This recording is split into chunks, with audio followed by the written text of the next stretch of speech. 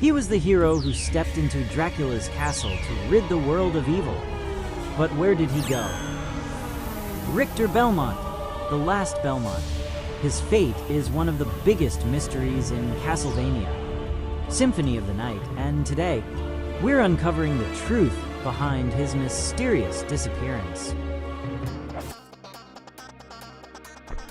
Richter Belmont, the last Belmont, stepped into Dracula's castle with a single mission: to rid the world of Dracula's evil once and for all. The weight of generations of vampire hunters was on his shoulders, and he carried the hopes of humanity with each swing of his whip. For players, this moment in Symphony of the Night feels familiar. Richter's appearance is a direct homage to the legendary Belmont clan. With his strength, courage, and skill, it seemed like he was the hero destined to put an end to Dracula's reign of terror. In what seemed like an epic conclusion, Richter vanquished Dracula in an intense, dramatic showdown. It was the end of Dracula's terror, the world saved once again, or so it seemed. But after this victory, something strange happened. Richter, this powerful, heroic figure, disappears from the spotlight almost immediately. The castle, once a symbol of evil, still looms ominously, and Richter's fate? Well, that's where the story takes a mysterious turn.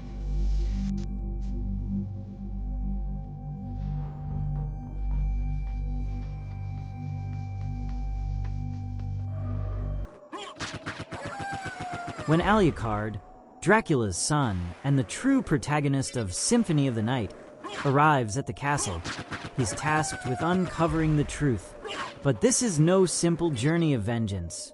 Alucard soon encounters Richter again. Only, this time, he's not the man we remember. There's something wrong.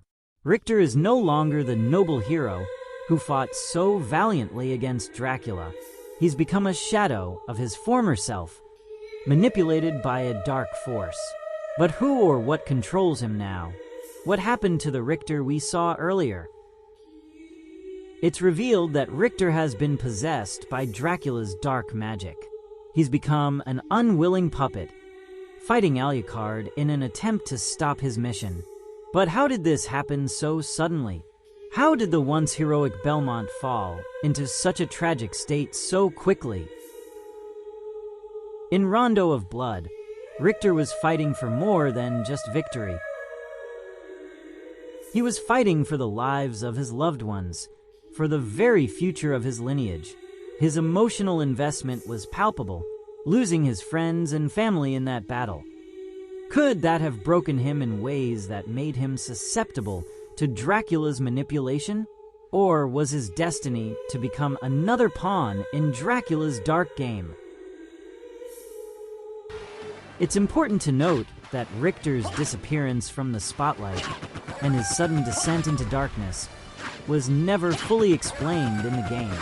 Was it a curse, a weakness, or perhaps the very nature of the Belmont family that condemned Richter to this fate? While Richter may have been lost to Dracula's influence, his story is far from over. There's much more to unravel about what truly happened to him, and why the Belmont bloodline is so tragically tied to this dark legacy. I have not asked you to return to our side, but I demand you cease your attack. As Alucard journeys deeper into the cursed halls of Dracula's castle, something feels off. The monsters are more aggressive, the air heavier, but nothing prepares him, or us, for the chilling encounter ahead. Standing atop the castle's clock tower, Alucard comes face to face with Richter Belmont, the hero we once trusted.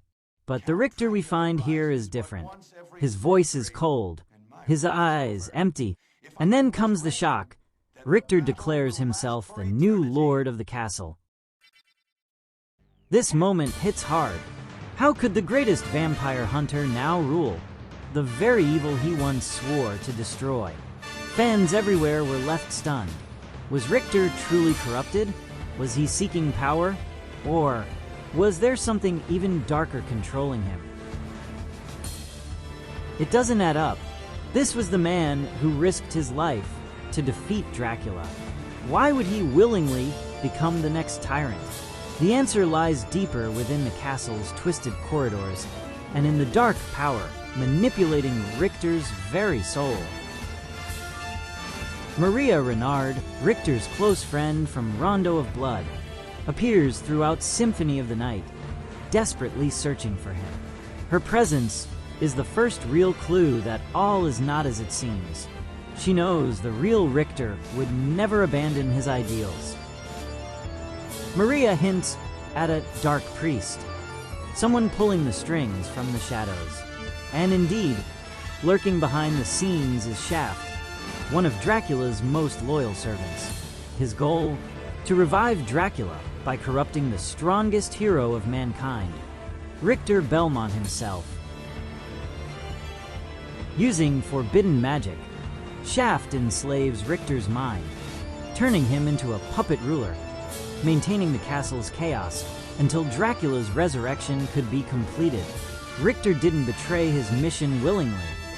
He was trapped in a nightmare he couldn't escape.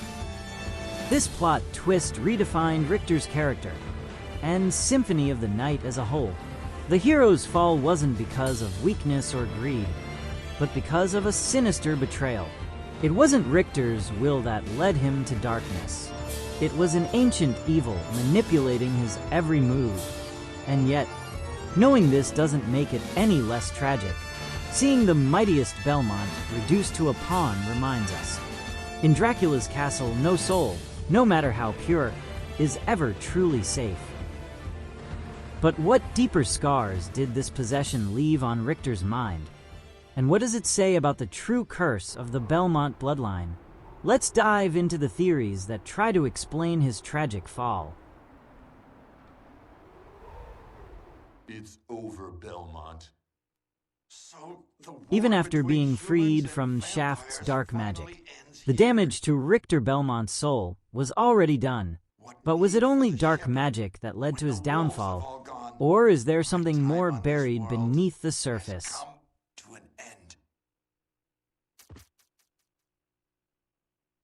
One popular theory suggests that the trauma Richter faced in Rondo of Blood, losing friends, facing death repeatedly, left emotional scars that made him more vulnerable.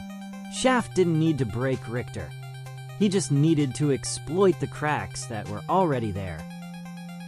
Richter fought not only monsters, but the crushing loneliness of being the last hope of humanity.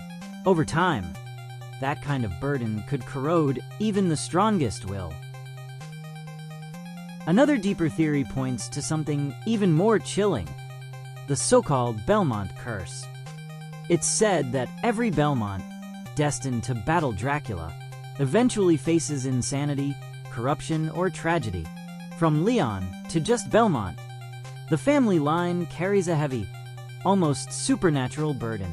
Was Richter simply the next victim of this inevitable fate? Could it be that Dracula's influence is so deeply woven into the world that even the blood of heroes can't resist it forever? That no matter how hard they fight, the Belmonts are doomed to fall? Even Alucard, the son of Dracula, hints that the cycle of evil and sacrifice is endless. Perhaps Richter's possession wasn't just an accident. It was part of a dark destiny he could never escape. Some fans believe that Richter's fall represents a larger theme in Symphony of the Night, that strength alone is never enough to overcome darkness. It takes wisdom, compassion, and the help of others, like Alucard and Maria, to truly defeat evil. Without Maria's faith in Richter and Alucard's determination, the story could have ended in total despair. Richter would have remained a puppet, and Dracula's resurrection would have been inevitable. Even though Richter was freed, the question remains, did he ever truly recover? Or did the shadows of the castle stay with him, long after the final battle was over. And here's the real mystery. What do you think truly happened to Richter Belmont? Was it just dark magic, or was it fate? Let's talk about it in the comments. Don't forget to like, subscribe, and follow Contra Brothers team for more deep dives into gaming's greatest mysteries.